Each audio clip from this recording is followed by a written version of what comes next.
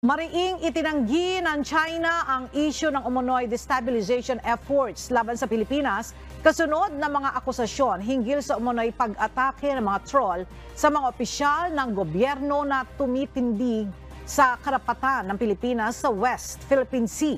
Sa opisyal na pahayag na inilabas ng China, sinabi nito na wala umanong katotohanan ang mga alegasyon na mayroon silang tinatap at binabayarang mga Pilipino upang siraan ang nasabing mga opisyal. Kinuwestiyon ng mga ito kung sino ang nagpapakalat ng maling impormasyon at kung ano ang motibo ng mga ito. Dagdag pa ng China, lagi umano nilang isinusulong ang maayos na paraan ng pagresolba sa maritime issues sa pamamagitan ng pakikipagdialogo at konsultasyon. Nauna nang ipinahayag ni Senator J.V. Ejercito na maging siya at ang ilang mga mababatas ay nagiging biktima ng pag-atake online na posibleng bahagi umano ng plano ng China laban sa Pilipinas.